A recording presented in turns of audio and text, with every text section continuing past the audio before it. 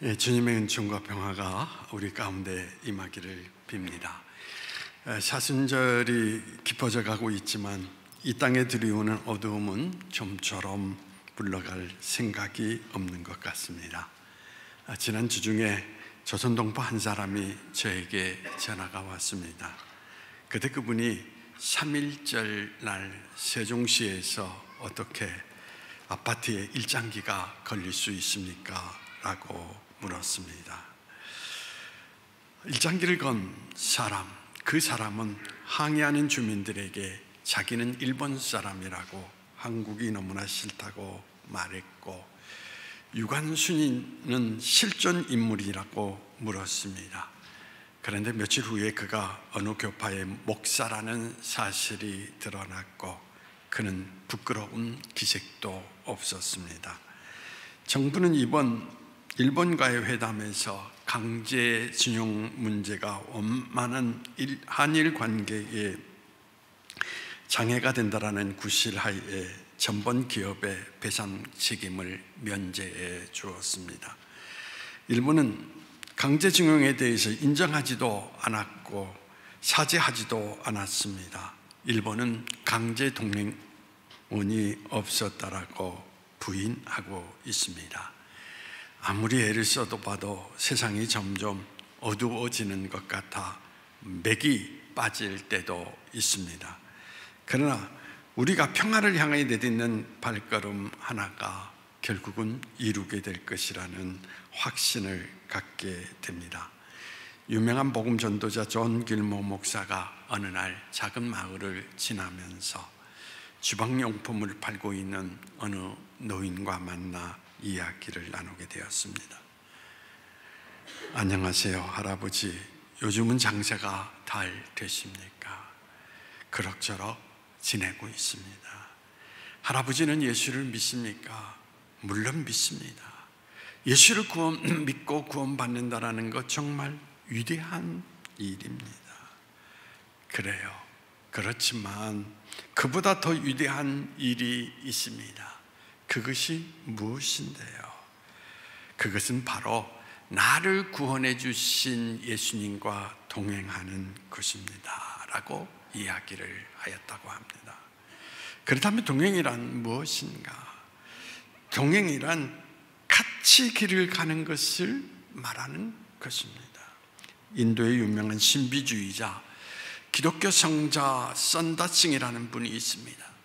물론 그분의 기독교 교리에 대해서는 약간의 문제가 있지만 그분이 남긴 삶과 인격은 참으로 감동적이다라고 이야기를 드릴 수가 있습니다. 그가 히말라야 산맥을 넘어서 네팔의 전도에 나섰을 때 자기 친구 한 사람과 히말라야 산을 넘게 되었습니다. 그런데 그 도중에 길가에 추워서 떨고 있는 한 사람을 만나게 됩니다. 혹독한 추위라 자기 자신도 죽을까 염려하는 위기 속에서 많은 사람들이 그냥 그 행인을 지나쳐 가게 됩니다. 결국 선다신과 친구도 다투게 되었습니다. 이 혹독한 추위 속에 이 사람을 어떻게 이끌고 갈 수 있겠느냐고, 우리라도 살아야 되지 않겠느냐고 친구가 이야기하면서 이 사람을 포기하고 가자라고 이야기를 한 것입니다. 결국에는 친구는 먼저 홀로 걸어가게 되었고, 선다싱은 추위에 떨고 있는 행인 한 사람을 자기 몸으로 들쳐업고 길을 걸어가게 됐는데, 멀지 않아 얼마 가지 않아서 홀로 갔던 친구가 얼어 죽어 있는 모습을 볼 수가 있었고, 자기는 행인 한 사람을 들쳐업는 바람에 땀을 범벅이 되어서 뒤에 있는 행인도 그리고 자기도 살게 되었다라고 하는 전도 이야기의 감동적인 일화가 남겨져 있습니다. 자, 함께 길을 걸어가면서 서로 격려할 수 있다는 것, 같이 눈물을 나누고 아픔을 나눌 수 있다는 것, 이것이 동행의 최고의 축복이다라고 이야기를 드릴 수가 있습니다. 그런데 하나님과 동행하는 사람에게는 전제 조건이 있습니다. 같은 목적을 가져야 된다는 사실입니다. 하나님께 목적을 둔 사람과 세상 욕망의 목적을 둔 사람이 동행할 수가 없습니다. 오늘 본문은 세상의 욕망을 쫓아 살아가는 사람, 옛사람을 표현하고 하나님의 의와 진리와 거룩함으로 지으심을 받은 새사람이라고 표현을 하고 있습니다. 다시 말하면 옛사람은 하나님과 관계없는 사람이고 새사람은 하나님 안에서 새롭게 태어난 사람을 의미합니다. 이 둘은 목적이 다르기 때문에 함께 갈 수가 없는 것입니다. 창세기 5장 21절에서 24절에 보면 에녹에 관한 이야기가 나옵니다. 에녹하면 생각나는 것이 동행입니다. 65세에 무드셀라를 낳은 후 하나님과 동행하였다라고 기록이 되어 있습니다. 여러분, 왜 무드살라를 낳은 이후에 동행했을까? 성경을 읽으면서 생각해 보지 않았습니까? 아마 그 이전에는 그가 신실한 삶을 살지 못했던 것 같습니다. 이스라엘 사람들의 이름에는 특별한 의미가 담겨져 있습니다. 무드셀라라는 이름은 뜻이 창을 던지는 사람이다. 그 의미를 살펴보면 죽음 뒤에 심판이 온다라고 하는 뜻을 가지고 있습니다. 무슨 이유인지는 모르지만 에녹은 아들을 낳은 후에 심판을 생각하게 되었던 것입니다. 에녹의 삶은 하나님의 심판이 있다라는 것을 믿는 순간 그의 삶이 완전히 달라졌습니다. 에녹의 동행은 무엇을 말하는 것입니까? 동행은 일치를 말하는 것입니다. 무엇과의 일치를 말하는 것입니까? 하나님과의 일치를 말하는 것입니다. 유명한 신학자 나인 홀드 리버라는 사람이 모든 사람이 진실로 하나님의 심판을 믿는다면 그렇게 마음대로 살지 않았을 것이라고 말했습니다. 우리 신앙 속에 죽음 후에 심판이 있음을 믿는 사람은 마음대로 행동하지 않는다라는 것입니다. 돈을 가지고 있어도 흥청망청 쓰지 못합니다. 젊음이 있다고 마음대로 행동하지 못합니다. 모든 것이 다 가합니다. 그러나 유익하지는 않다라는 이야기인 것입니다. 저는 저희 고백교회를 시작하면서 함께 그리스도의 꿈을 꾸며 살아가는 공동체로 목표를 갖고 시작했습니다. 초대교회는 그리스도의 가르침을 따라 살아가는 삶의 공동체였습니다. 사도행전 2장 42절에 47절에 이렇게 기록을 하고 있습니다. 그들이 사도의 가르침을 받아 서로 교제하고 떡을 떼며 오로지 기도하기를 힘쓰니라. 사람마다 두려워하는데 사도들로 말미암아 기사와 표적이 많이 나타나니 믿는 사람이 다 함께 있어 모든 물건을 서로 통용하고 또 재산과 소유를 팔아 각 사람의 필요를 따라 나누어지며 날마다 마음을 같이하여 성전에 모이기를 힘쓰고 집에서 떡을 떼며 기쁨과 순전한 마음으로 음식을 먹고 하나님을 찬미하며 또 온 백성에게 친송을 받으니 주께서 구원받은 사람을 날마다 더하게 하시니라. 목회 시작부터 공동체적인 그리스도의 교회를 지향해 왔습니다. 그런데 어느 순간 교인들의 목적은 알지만 하나님의 뜻을 위해서 헌신하려고 하지 않는다라는 사실을 발견할 수 있게 되었습니다. 그리고 목회자인 저도 그만 이제 지쳐서 삶의 편안함에 안주하려는 나 자신의 모습을 볼 수가 있었습니다. 그때 느낀 게 있습니다. 솔직히 믿는다라는 것과 그리스도인으로 산다라는 것의 격차가 너무나 크다라는 사실을 느끼지 않을 수가 없었습니다. 생각해 보십시오. 많은 그리스도인들이 먼저 우리 삶을 안정적으로 만들어 놓고 그 다음 하나님이 원하시는 일을 하겠다라고 이야기를 합니다. 이 모습으로 하나님을 따라서 끝까지 의와 진리의 길을 가릴 수 있겠습니까? 그리스도께서 십자가의 길을 걸으시면서 뭐라고 기도하셨습니까? 내 뜻대로 마옵시고 기도하지 않았습니까? 내 뜻이 앞서면 하나님과 일치를 이룰 수가 없다라는 이야기인 것입니다. 내 뜻이 무엇입니까? 바로 옛사람의 모습, 구습입니다.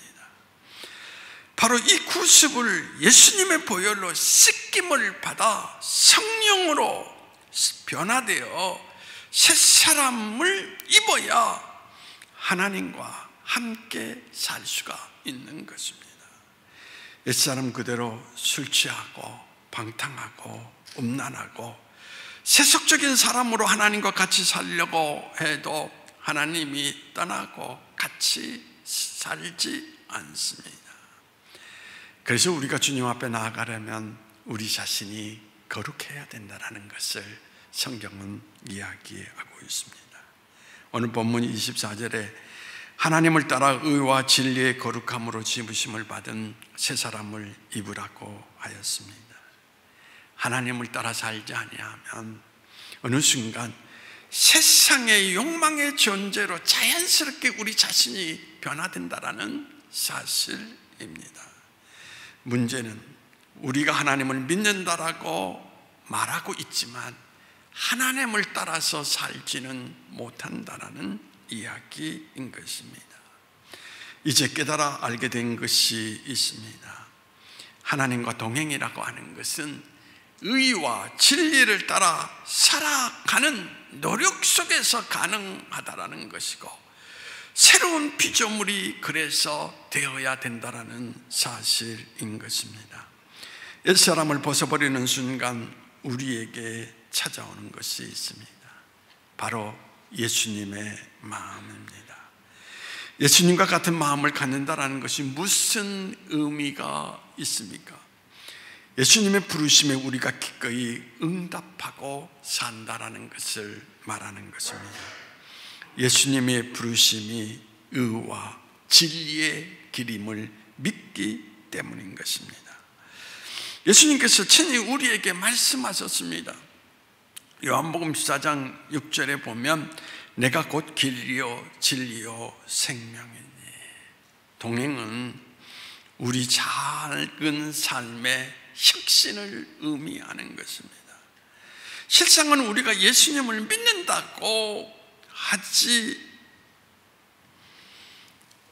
믿는다고 하면서도 하지 못했던 일에 대한 실천이기도 합니다. 아무것도 하지 않는 자들에게는 혁신이 일어나지 못합니다. 결단하지 않는 사람에게는 믿음의 길을 걸어가도 어떤 일도 일어나지 않는다라는 이야기인 것입니다. 18세기 유럽 사람들의 주요 사망 원인이 천연두였습니다. 많은 의사들이 이 병의 치료제를 만드는데 노력했지만 별 진전이 없었습니다.